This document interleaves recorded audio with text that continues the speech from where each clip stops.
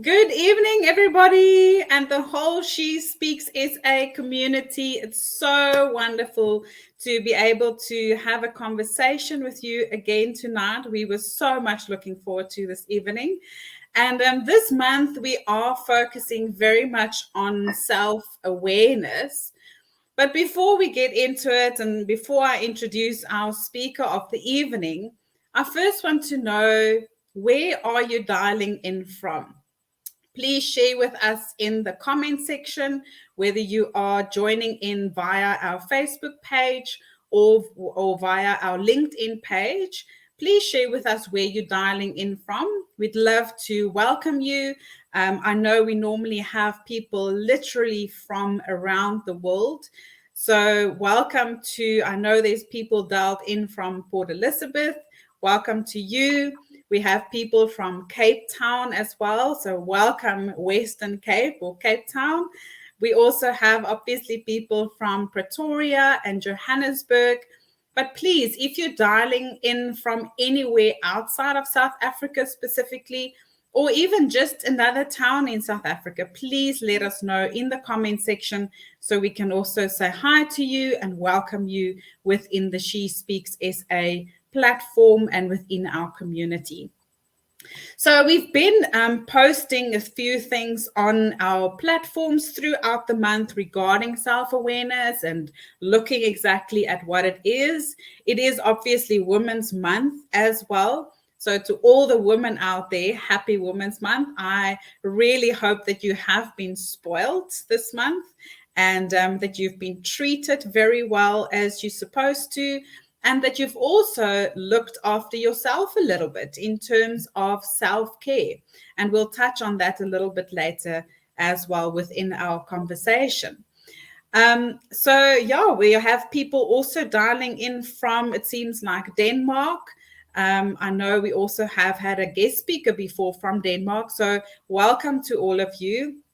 But once again, just welcome to everyone joining in, who's still dialing in, who's still connecting. We really enjoy having conversations with you. So please, throughout our conversation tonight, if you have a question, also post it for us in the comment section so we can address your questions and really have a very interactive conversation like we normally do with our monthly conversations online. So I would love to introduce to you our guest speaker for tonight, Dr. Mariheca Otto, which is just a phenomenal woman that I have had the privilege of meeting through my own journey as well, especially last year and this year. And I've also had the privilege of reading her book, which we're also going to touch on a little bit later. It's called En Route.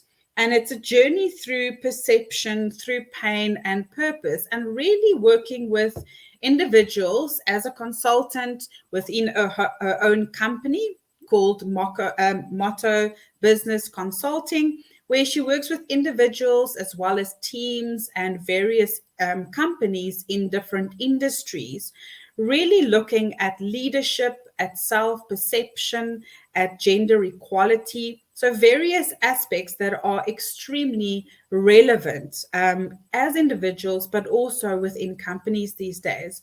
So Dr. Mariheca Otto, an extreme and warm welcome to you tonight. We are so privileged to have you. And thank you so much for joining us tonight. Thanks, Talita. It's lovely to be here. I've been looking forward to this. Yes, no, absolutely. There's actually so much to talk about, and I don't know if 1 hour is actually going to be enough, but we'll see how much we can fit in within an hour.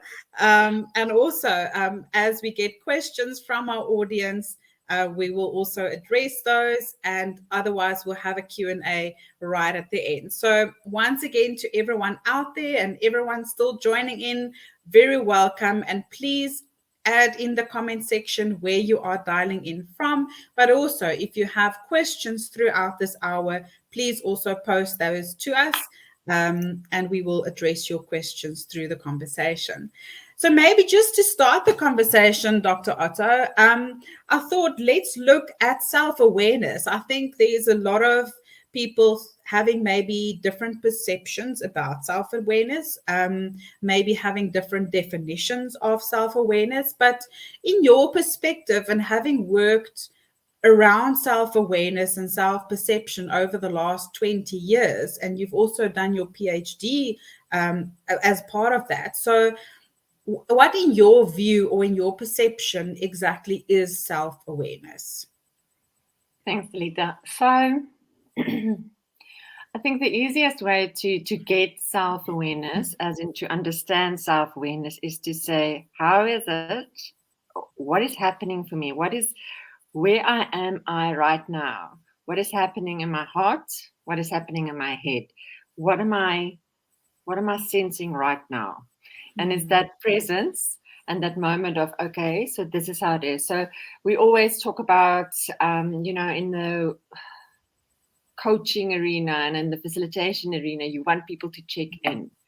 And what self-awareness does, it creates that moment, almost like a pause, to say, what's happening with me right now? Where am I? What noises am I hearing in my head? What are the thoughts running through, and what sort of emotions are coming up for me?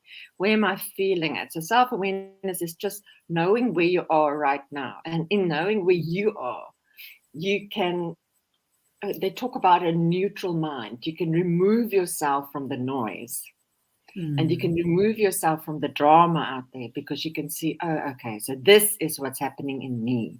And suddenly you're not a part necessarily of all the drama that's out there. Okay, that's very important. And I think especially in every aspect of our lives, it's so important to have that awareness, whether we in business, whether we have our own business, maybe whether we a stay-at-home mom, whatever aspect we are in, it's very, very important. And my next question is, why is that? Why is self-awareness so important for all of us, and especially maybe women? Well, as a woman, I'm going to start from that point of view. As a woman, I think women tend to be more emotionally expressive as a rule. And if we are not aware of what is ours and what is not ours, then we tend to express. So in other words, we become reactive. So something happens, you've got your stimulus, something happens, something triggers you, or whatever the case may be. And in that moment, when that happens, if you do not have self-awareness, so if you cannot in a millisecond pause and say, hey, is this mine, or is this the other person's, or is this what is happening here for me? Then we become reactive, and you want to be proactive, but it's actually, I like the words, you've got to be responsible for your actions, because it's that responsible thing. And it's catchy and it's look and everything. But what I love about it is we take ownership for how we're going to be behaving. So it's not an impulsive reaction. It's a responsible choice of how you're going to behave or what you're going to do. You can still scream and shout and tantrum or whatever the case may be. But the difference is you're doing it consciously. And it's almost like you slow down the process or the moment, especially when we're under pressure. And I think as women, men too, but as women, we often have to juggle so many things, whether it's family or kids and work, and just the way the work is structured at the moment is not necessarily easy for women. Often we work in workspaces where it's geared for men. And we've got and my girl dog is now barking, as you can hear. She's also agreeing with me. I love that. So what I want to say is it's definitely, I think something that can help women just to slow down the pace. I can give you an example I had yesterday. I was with a client and I walked into the boardroom and the finance head was there. And in that moment, he had a bit of a hissy fit because I left him a voice note and gave him very specific input on how I think he should be conducting an interview after figuring out there's some things that could not work. And so I could see when I walked in, he's been holding this lash out for some time. So the moment I walk in, he starts telling me how I totally overstepped the line and why do I interfere with his process and blah, blah, blah. And it was actually quite weird because I think it was such a shock that he was reacting so badly that I paused. So I said to him, hey, what are you doing? Pause, calm yourself. Gonna get a heart attack, calm down. This is not such a big deal, breathe. And I think he probably expected me to fight back or to, or to be defensive or something like that. I don't know. He was definitely in an attacking space. And I've known this guy for a long time. So we've got a healthy relationship. And he started sort of giggling and said, okay, fine, but yes, I wasn't happy.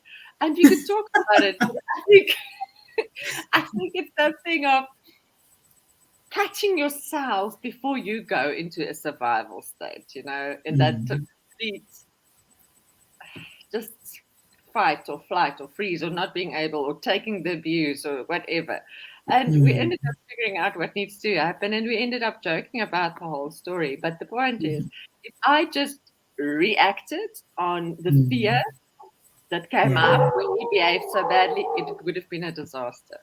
No, absolutely. I hear you. And I think sometimes women, we get so involved maybe with our family or with friends that I think sometimes we actually lose ourselves in the way that we forget what we really like.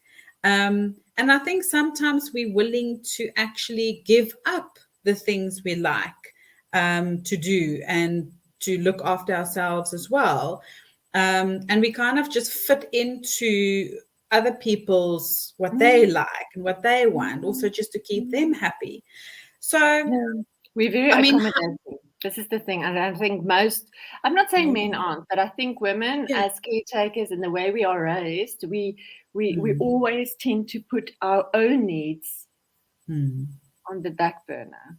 Yeah, because we want to save the situation or whatever the case is. And this is and I think that this is part of the self-awareness to say, hey, this is not okay. This is definitely not okay. Yeah. And also I think asking ourselves then, but okay, and maybe just hitting that pause button and saying, but what do I actually like? And am I aware enough to know that the sacrifices I'm making? And yes, I do understand there are obviously space where we are making sacrifices and where sacrifices are needed to be made in any type of relationship by both parties. And whether it's a business relationship or a romantic relationship or friendship, whichever kind of relationship we're looking at, there will probably also be some form of sacrifices. But I think if we get to a point where we're like totally losing ourselves and really, I almost want to say forgetting what we actually like, and losing that self-perception. So the point I want to make is like, if we get to a stage where we almost don't have any self-perception anymore, we don't know what we like, we don't know how to see ourselves, and we start believing what other people are continuously saying to ourselves. In your view, like if we look at self-perception, how can we improve that? And how do we change that? Okay. So self-perception is that story we tell ourselves, and then we've got to ask, where does that story come from? And it's often the voice of someone else or a voice of a younger self or something we've seen that we've interpreted in a certain way, a perspective we had. So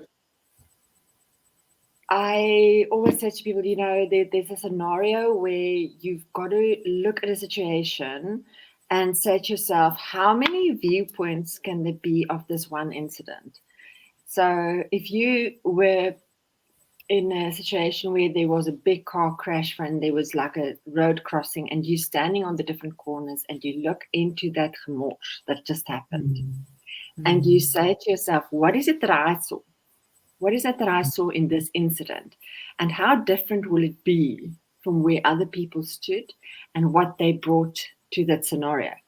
Now, that story that you then made up about what happened in the situation is the perception, is the story of someone else or the story of what you did, but it's just a story. The next person will say to you, but that's not at all true. And they will fight to death to disagree with you. And I think sometimes we forget that that is exactly what we do in our minds. We believe the stories that come up in our minds. And I want to say to you that it's so dangerous. It's so dangerous to believe everything that just comes in, For you sure. know, and that you don't question it for a minute. That you don't for a minute think, well, is this really true? So we've spoken before about the work of Byron Katie, and I'm a big fan of her because she asks that question so deliberately. And she says, if you tell yourself a story, if you have a perception, whether it is about yourself or whether it's about a relationship or whether it's about how other people see you, you've got to ask the question, is it true? And the reality is 99% of the time, you will be able to totally flip that story on its head. You will have a different view, completely different view. And then you've got to ask yourself the question, now, is that true? So perception is something you can manage in the same way you can manage your thoughts. And you can choose what you want to think. It's not random stuff that just comes in and you're the victim of your own thoughts. You can actually manage it. And I think that's probably the difficult part. I think a lot of people don't really know how to manage it, because we have all these things going on in our heads and and sometimes people refer to it as the noise around us, what other people say. And we do have a question that also asks, how do you let go of those negative perceptions of yourself? Yes, exactly. So you know, so first of all, you've got to figure out, is it true? Okay, so now, so I'm going to use a silly example. Say you've got a story about yourself, negative perception, I'm too fat. Okay, my story is I am too fat. And then I do the work. So I say, okay, is it true? And then I go through it and say, well, you know, according to Vitality, I'm obese, or whatever the case is. And there's a label. Okay. And then you just ask the question, when you think that thought, that negative thought, I am too fat, or I am obese, how does it make you feel? And it's going to make you feel absolutely horrible and worthless. And you're going to say, nobody's going to love me. Nobody's going to look at me. Nobody's going to care for me. So that one thought that you believe, that you chose to believe, takes you down this terrible spiral of absolute self-hate or self-disgust or whatever you want to call it. Now, if you flip that on its head and you say, so the initial story was, I'm too fat. Maybe I'm too thin. For some people, I'm too thin.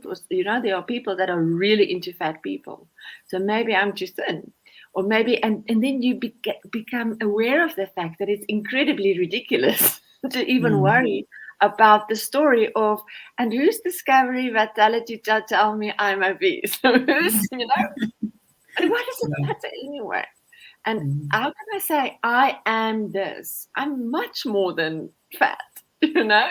So that negative story becomes totally and utterly morphed. in the beginning days of Tony Robbins, he had, I don't know if you can remember, this is now way back when. One of my first self-help books I ever read was that Awaken the Giant Within. Remember that? And it was like a Yes. sick one. So, Very good. and Very good. it's a flipping good book. And there's still a lot of the stuff in there still incredibly valid and true. But Yeah. one of the things that I still to this day remember him telling a story of how he used NLP, neuro linguistic programming. Now, that is taking a negative experience that was real. So it talks about a woman that's been attacked and raped and all those terrible things that happens to her, and how he manages to help her with neuro linguistic programming. So, what is linguistic? It's language. It's the words we use. I'm too fat. You know, I am something that's just not true. And how it just turns it into the ridiculousness of it, what it is. And in that, you reprogram the thought pattern that you had. And I know it sounds a little bit woo-hoo, but it is amazing how you can do that. If you actually sit and you say, okay, so if we think about perception, pain, and purpose, okay, now the question you've got to ask yourself is, why are you really here? Who are you really? What is really your purpose? And it immediately brings the depth into, the meaning of what you're here for. And then all of this nonsense is just, that's just the drama behind it. It really doesn't matter. So if you take one step back and you say, I've got this horrible perception about myself, this horrible story about myself, this negative thing, and you go and just sit in it and say, okay, fine, now I'm sitting at it. How does it make me feel? And going into that pain and that discomfort of, how does it make me feel when I think I am too fat, I am unlovable, I am useless, I am, and you're nothing. You end up hating yourself. And you just sit in that horrible, horrible sense. And the magic and the beauty of it all is, the moment you do that, it starts disappearing, because the acceptance comes and it says, how can that be true? You're not worth it. How can that be true? So then something in you will kick in and say that cannot be true. So of course there are more superficial ways. This is hard work to do that, by the way. Of course there are more superficial ways to rewire yourself, and you can take words and you can say, I'm going to be thin, or I'm going to be healthy, or I am something else, and you choose an opposite, which is fine. That's fine. But I almost want to say to you, be careful not to make it superficial and just try to repeat the words, affirmations, but you haven't done the depth of, why is it that you think you're too fat? What does it even matter? This is not, this is not truly who you are anyway. So I'm using a silly example, but I hope it makes sense. Yeah, and I think definitely comes from like where does it originate from? Is it someone that told that to me and I believe that person? Is it that I maybe stood in front of a mirror and compared myself to maybe what's on social media or in any form of media? I mean, there's so many things that can influence that. And if we can get to the core of it, then we can even, I don't know, get rid of that core. To take a very, very simple example, I mean, I personally went through a stage last year where I looked at social media and I started comparing myself. And I said, but this is not a good thing. And I took myself totally off social media because that's where the bad thing sits and that's where the negativity starts. So I'd rather take it out of my life and then focus on the positive. So, and something I read the other day, which resonates so much with what you said in terms of actually just standing still and looking at, just taking the time to actually do that deep inspection. Because as you say, it is hard work. And I read it was so beautiful where someone said it's like sitting at water. Whenever the water have ripples, you can't really see the reflection. But as soon as the water is still, then only can you see the reflection.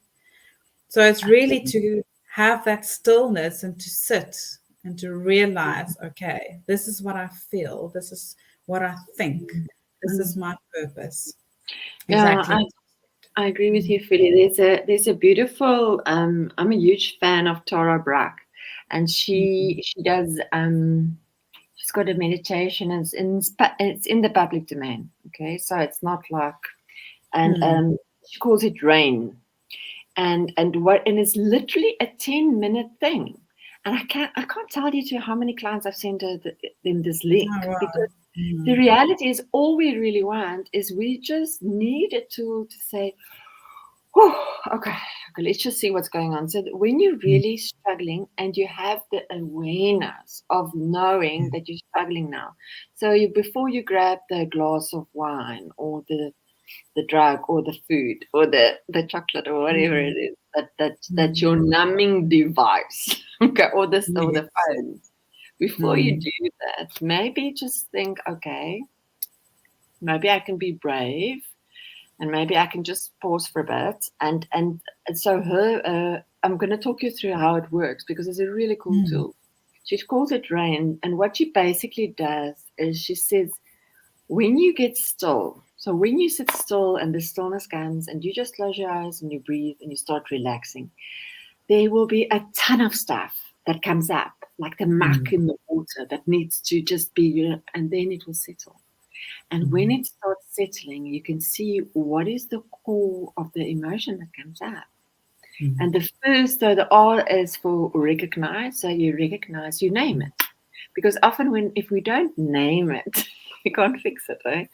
So you've got to name it. You've got to say, okay, so this is cool, this is fine, I know what this is. This is jealousy. I know this feeling. Okay, and it's fine. But what you do is you don't judge it, you just sit in it. So the A is for allow. So you allow that horrible feeling just to come, and what you do, you start that's the I. You start investigating, where does it sit in your body? Your feelings and your emotions go sit in your body. If your neck is permanently stiff, trust me, or if you feel like somebody's stepping on your chest, or you've got constant tummy issues, you are suppressing certain emotions, and you have to go and do the work. You have to pause and sit on the tree, or close your eyes, or get into a bath, or whatever the case is, and just feel it. And in that, the N is the nurturing, and this is where you ask, what is it that I need? And maybe all you needed was just a hug or a friend to say, hey, you're okay, man. It's okay. He is a bastard. Whatever the Absolutely. That makes a lot of sense. So I love that acronym RAIN. I've even written it down. I'll definitely remember that for myself as well. It's a nice easy way to just sit and be still to and get through that. Because this is the thing. love It's it. fine when you see, okay, I'm jealous and you don't know what to do with it. But what you do with it, you sit in it and then you ask, what is it that I need? And maybe then you still have that glass of wine because then you've realized you needed it, or whatever the case is. But the point is, you're doing it with self-awareness. You're doing it consciously. Oh, so it's very interesting. There's a whole study that was conducted. I think it was. I'm trying to think where it was, but anyway, what they did, it was a bunch of smokers, and all they said to smokers was, you can smoke as much as you like. You can smoke non-stop. Okay, if you're a chain smoker, go for it. We're not here, and so taking away that judgment and that massive expectation and the pressure and everything else, and all they said is that there's only one rule, and that is that you've got to do it with self-awareness. Okay. And if you ever smoked, then you know what I'm going to say is true. It's disgusting.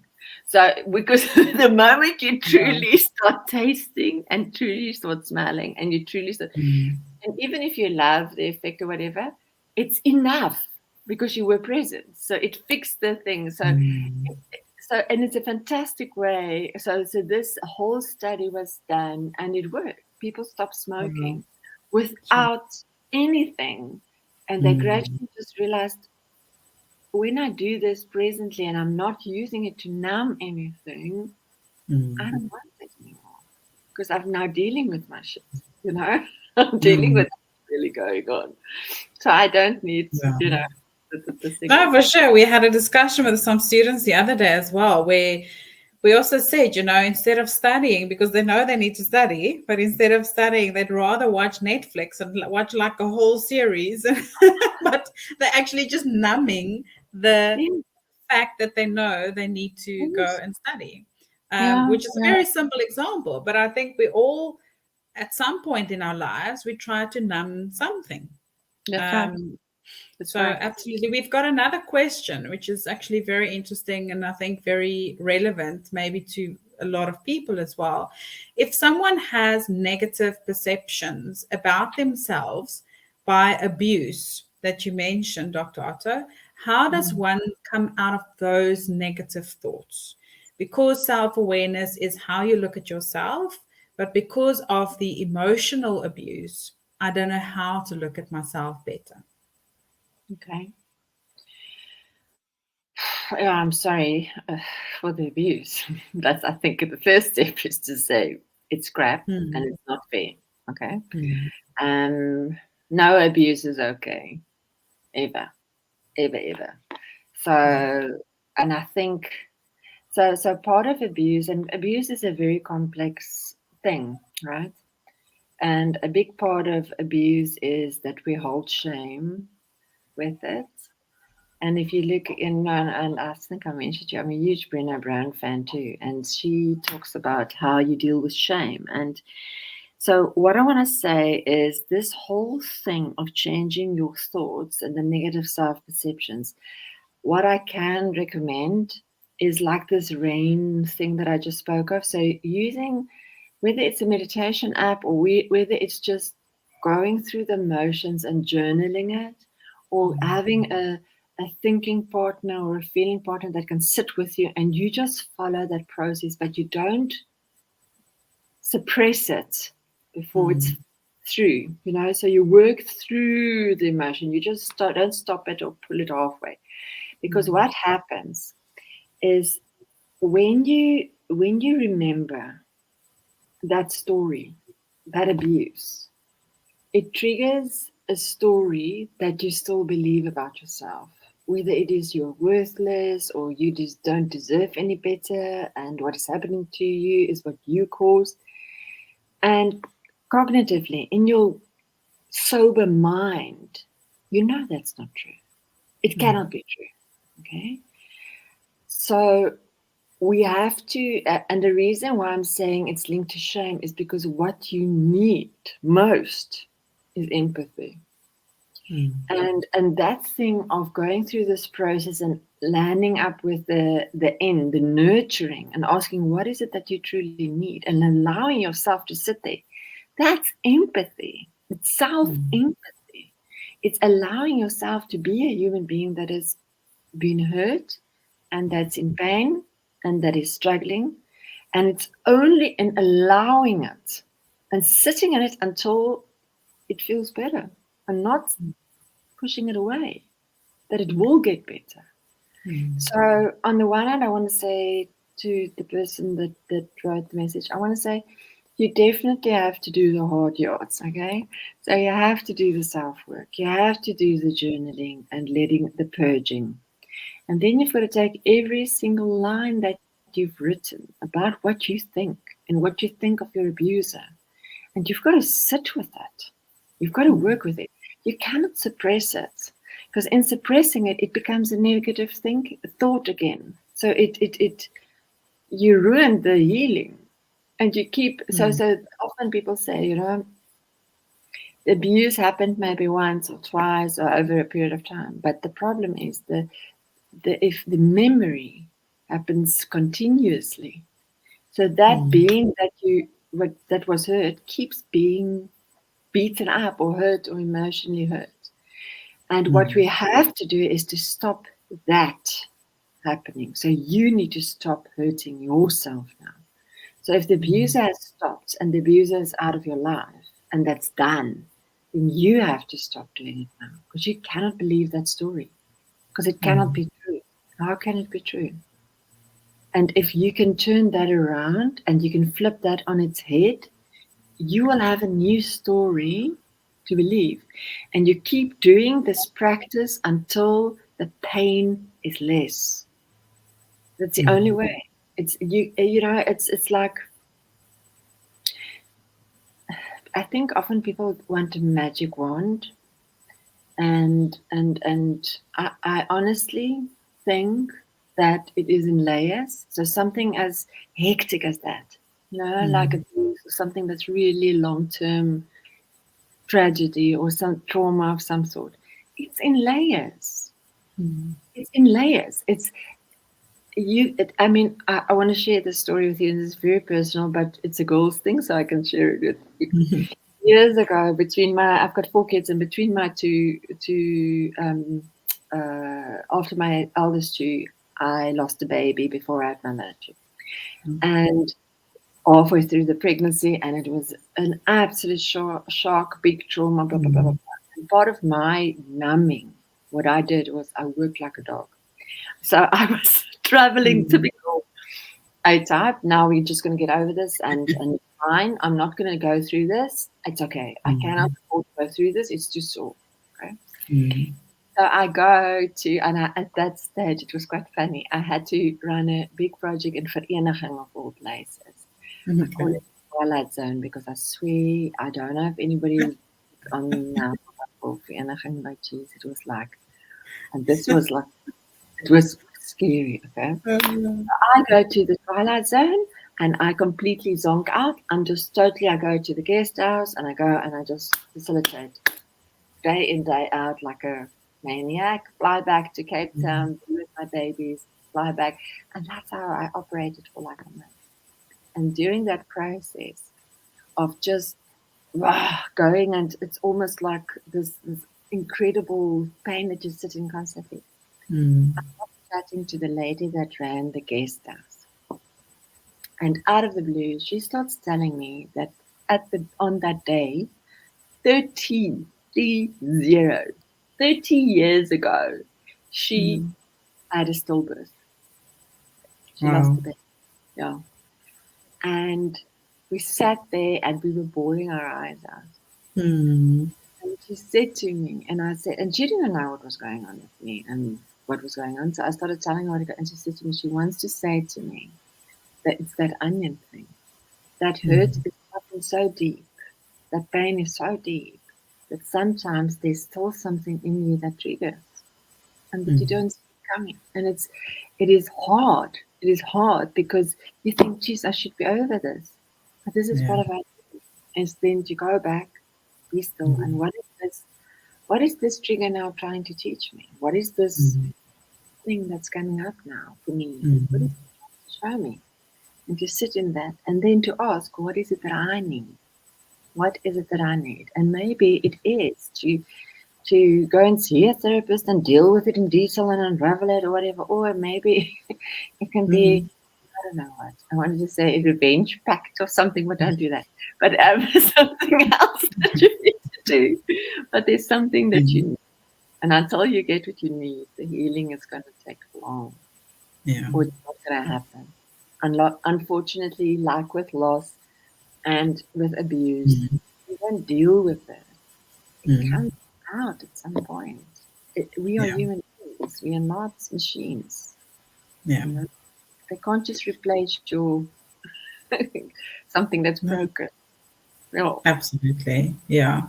And I think also, I think a lot has to do with either telling yourself that it's not your fault, not blaming yourself, and also be compassionate to yourself and forgive yourself if you need forgiveness.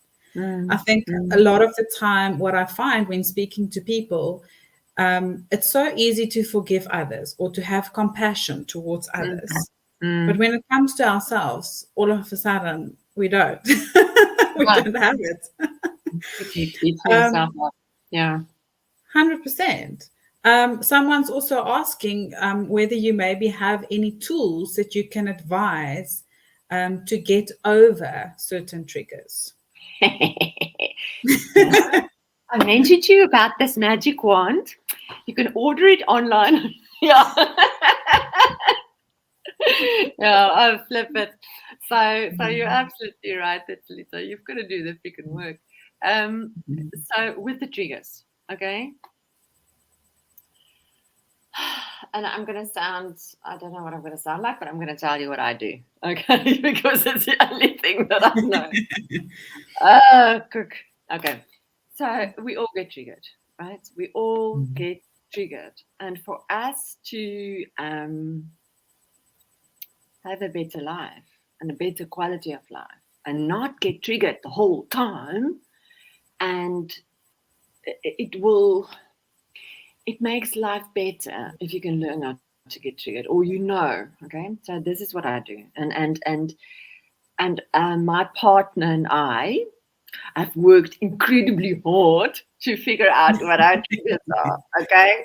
So we now have like a secret lingo because we know the triggers. And so that's the first tip.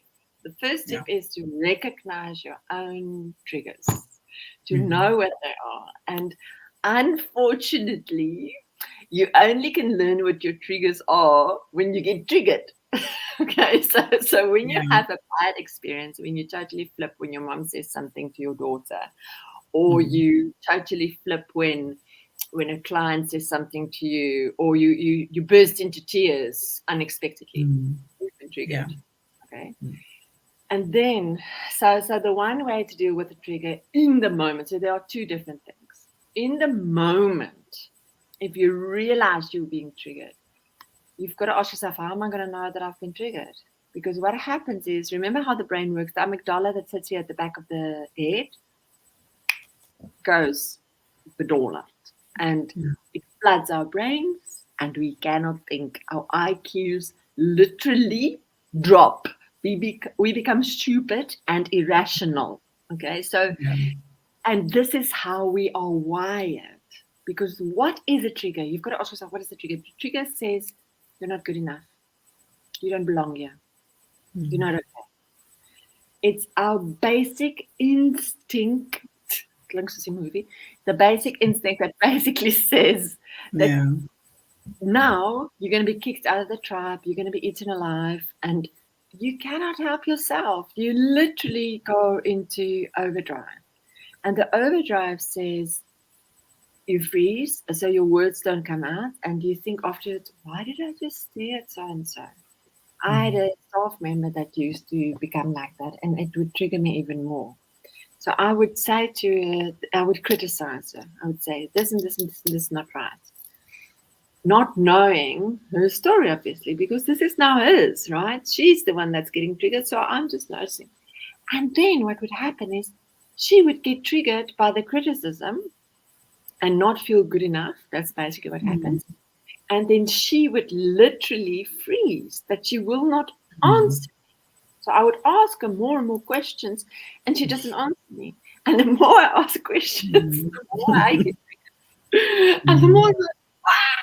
And I'm figuring out that it was a terrible thing. Until we get out of that horrible cycle, because we recognized what was going on. And until she could say to me, Mariheca, when you do X, Y, Z, it triggers me. And I know it's, but can you do this differently? Or can you schedule time? Or can we, whatever it is? And then you can make a plan.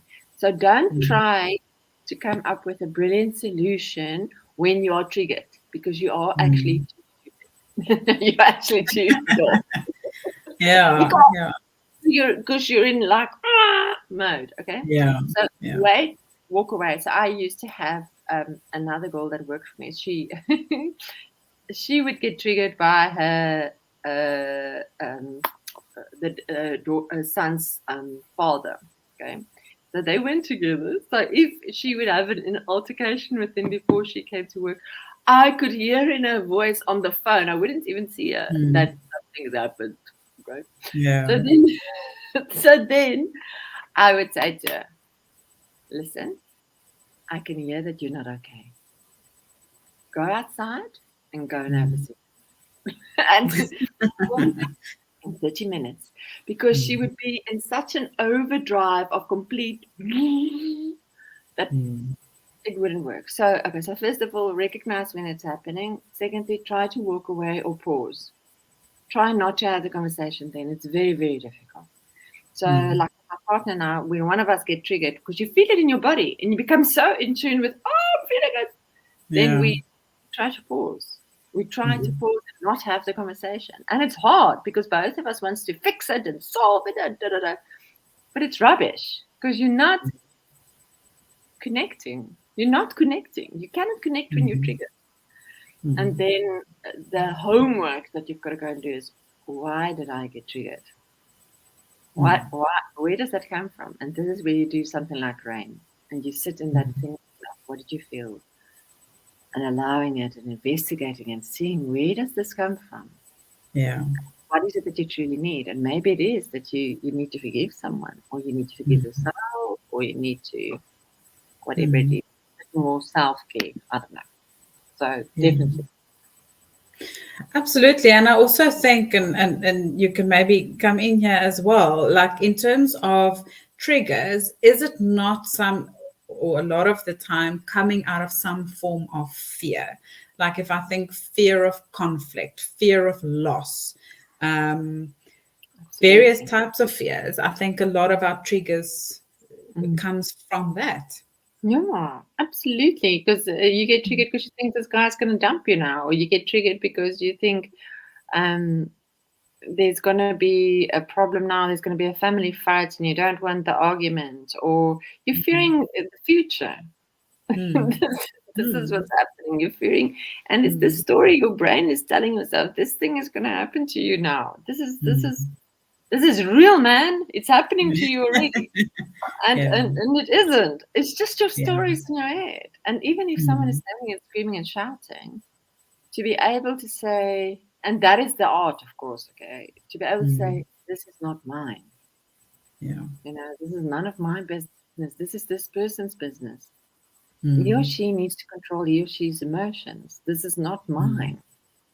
And Mm. and that's your because people say things like, you make me do this, or you make me so angry. No, man, nobody can make you anything. This is not how it Mm. works.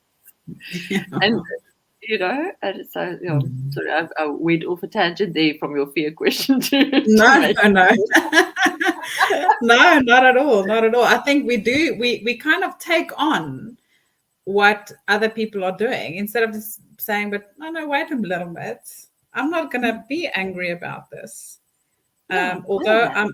I'm triggered, I'm Yeah, deciding not yeah, to yeah, be angry about it. yeah. Because it's actually not my issue. Exactly. And we can just Yeah, walk away. You know, you can 100%. just walk away. I think often women think we have to have the argument. We have Mm, to, like a dripping Mm. thing. Mm. We have to do that, Mm. and we don't. We can just see it, Mm. recognize it, and Mm. walk away. You Mm. don't always have to. And this is where we talk about what is it that you're seeing? What is the story that you're telling yourself? Yeah. How is that making you feel? What is coming up for you? Recognize Mm. what's going on, allowing that emotion to come up, investigating it, Mm. and then to say, okay, so what is it that I really need? Do I need this Mm. sort of drama in my life? Yes or no? So, like Mm. Talita, what you said in terms of the social media, that's a perfect example. You Mm. recognized what the social media and the stories you start telling yourself when you were online. Mm. Mm. And I did the same thing years ago with Facebook as well. I limited my Mm. exposure because it made me too anxious. Yeah. Anxiousness and anxiety is fear. And what are we Mm. fearing? Fearing, are we good enough? Because look at Mm. Chicky. She was with me at school, and look what she's doing now. Am I doing the right thing? It's like, woo, no, absolutely. So, to get back to the book, I mean, I have done this book and it is phenomenal. And it definitely, I think, helped me on my journey over the last year or two. So, what I'd like to ask is please just maybe a very brief summary about the book, but also more specifically on the self-perception assessment tool that you have developed as part of your PhD as well. I mean, I've gone through it. I've done it with a few people already. And it's really such amazing results and just the journey that comes from it. And it really creates exactly what we're talking about tonight, that self-awareness of what is my purpose? Where am I going? What is good for me? And because at the end of the day, for me, it's all about also, if I'm not filling my own cup, I cannot have that ripple effect to the outside. So I have to look at the inside to have that ripple effect to the outside and to the world for me to really live in my purpose. If I'm someone that wants to make a difference in the world, for me to be able to do that. Because if I don't look after myself, I can't look after other people either.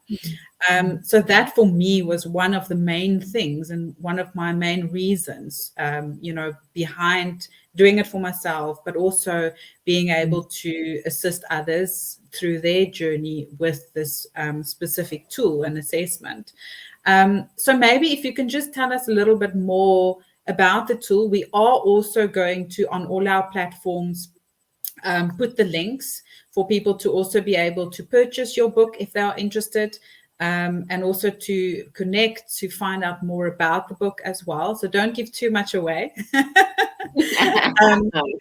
But yeah, I think just on the self-perception tool and assessment, why people should do it, because I mean, I can absolutely testify that it changed me, and it just changed my thinking process. And instead of having that downward spiral that you mentioned before, rather having an upward spiral, and being able to make that difference. So yeah, just maybe on the tool, if you can share a little bit more on that. Sure. So the self-perception tool, and it's weird, eh? I work with this tool almost on a daily basis with other people, and I'm always a little bit amazed at what comes out. Okay? So where this tool is different from other sort of psychometric tests and things like this is a very non-threatening tool. And in the sense that it can only show you what you're ready to see. Okay? So, and what it shows, it's what's happening for you right now in that moment. And what are your own desires and development needs? So if you think about the model and how everything is put together, what it is about is to say, are you clear on why you're here? Okay, let's just start there. Are you clear on why you're here and what you're meant to be doing here and where you're going? And once you've figured that out, then you're going to say, okay, cool. Now I've got an idea, but how am I going to get there? And then we start looking at things that can maybe hold you back, things that you have in your armor that you didn't even know.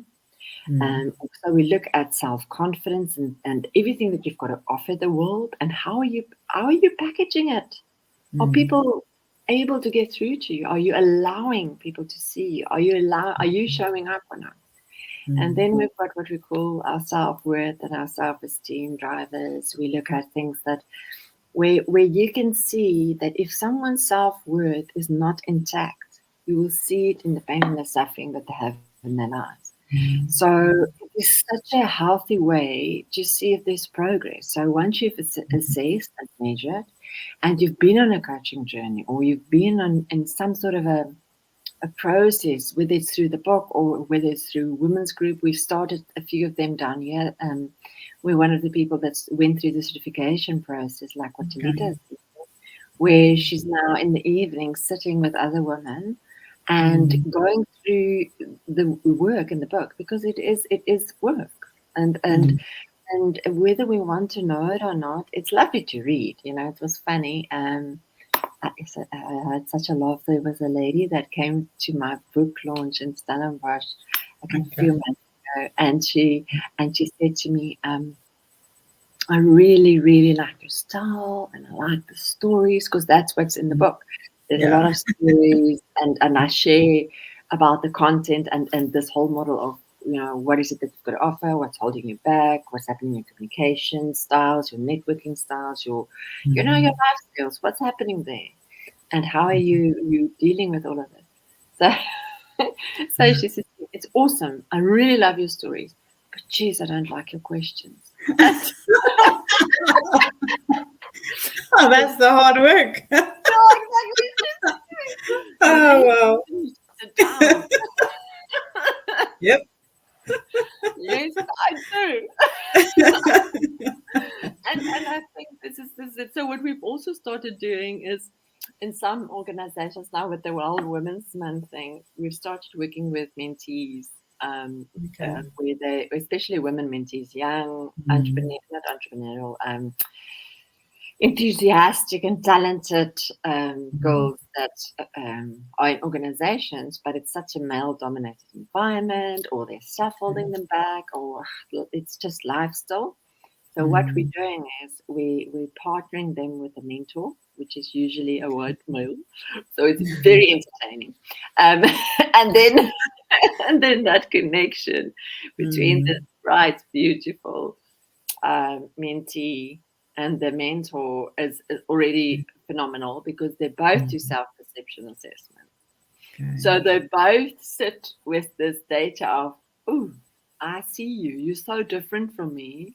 But I see you. I know how hard it is to struggle with communication or conflict, or, whatever it is, problem solving that comes up. And then they go away, and we have these support groups, and they get together every 6 week just for an hour or so. Of course, the girls that do this in the evening last longer, and it becomes more like a book club thing, and it's lots of fun. But that is where the community then starts, because you start realizing we're all on this journey, and everybody's, nobody's got this figured out. Nobody's got this is Yeah, for sure. so the book is about being on this journey, going through these stories that you tell yourself and changing them so that they work for you. Because that's what we've got to do. We've got to figure out, how do we want to live, and making micro changes, not a freaking 180, because it's often not sustainable, but micro changes. Maybe just start drinking a glass of water every morning when you wake up, or maybe just, for 2 minutes at the traffic lights, just pause while you're waiting. Just pause and be grateful for the day, or something silly. I'm using silly words, but this is it. It's the micro changes that ends up making the huge 180 shifts eventually. Absolutely. And I mean, something I've just, to give you another example, I've started doing is literally, as my alarm goes off in the morning, is to say to myself, okay, 3 to 5 things I'm grateful for straight away. Yeah. And it really sets your day in a total different way. Instead of like waking up like, oh, I don't want to go to work and I don't want to do this. Yeah. So And it's cold. really, Yeah. I just want to lie in. But as I soon as know. that alarm goes off, like 3 to 5 things I'm grateful for. And it really, like you say, it's those small little things. And I think what goes hand in hand with that is consistency. Doing it every day, or doing it on a weekly basis, or whatever the case might be. It's not going to be fixed if I do it for 3 days. And this is the thing. So if it can become part of how you are, and people know this, like, I know we've got to wrap up, but like not by now, I'm so addicted to yoga. So my yoga is my saving grace, and my kids know, if I'm on my mat, they don't talk to me. Whether I don't care. I do my own yoga, and the world stops, and it's my half an hour every day that brings me time to just pause. And we all have to find that one thing, at least one thing, to make you hope. For sure. Absolutely. And that's where the self-care also definitely comes in. So no, for sure. And yes, it is 8 o'clock already. I'm looking at the time, very aware of our hour. Maybe just a few last comments from your side, whether it's tips for people to do. I think you definitely have given us a lot of wisdom nuggets throughout this whole conversation for people to do, to implement, to think about. So thank you for that. But maybe just one last comment from your side before we close. Sure. I think the first step is to say it doesn't matter who you are. We're all on this journey and we're all learning. And I remember reading a quote from Madiba, from Nelson Mandela, that basically said that said, he was learning until the day he died. So read books, listen to podcasts, explore, be hungry to find stuff that can feed, because it will bring you the calm that you need, because you're going to see, okay, this is normal, and it's going to give you more tips. So definitely read and listen to things, open your mind, find shortcuts to learn. That's my tip. Shortcuts. Absolutely. Learning every single day. It's, I must say, part of my life motto to try and learn something every day. So, absolutely, I agree. And yeah, Dr. Otto, just thank you. Thank you for always just being so authentic, being real, sharing your stories, sharing your wisdom with us. We really, really appreciate it. I always learn something new. So it's always great to have a conversation with you. And I know people out there have also made some notes and wrote down from the wisdom that you shared. So also for our audience out there, we have been able to at least answer some of your questions. So thank you for posting those. Also, please connect with us on all social media platforms. We will share also Dr. Otto's website, and also her book is also available on Takealot. So we'll share that link for you as well. And just connect with us on our website, on LinkedIn, on Facebook, both with Dr. Otto and also She Speaks SA, and ask more questions. Please engage with us so we can also learn from one another. I am one that's very, very much, I love listening to stories, learning from other people through their journeys and their stories. And I mean, I always say there's 8 billion stories around the world. We can definitely learn at least something from one of them. So Absolutely. the more we listen and the more we share, the more we learn as well. So please engage with us. Please share with us from your experience as well, your thoughts around self-awareness. We'd love to hear that as well. So Dr. Otto, to finally close, thank you once again. We wish you all the best and can't wait to see you again and have a conversation with you. So thank you so much and have a fantastic evening. Everyone out there, thanks for joining us tonight. We appreciate it. And please connect with us very soon again. See you next month. Everybody. It was awesome. Bye, Thank everyone. you. Thank you so much. Thank you. Bye-bye. Bye-bye.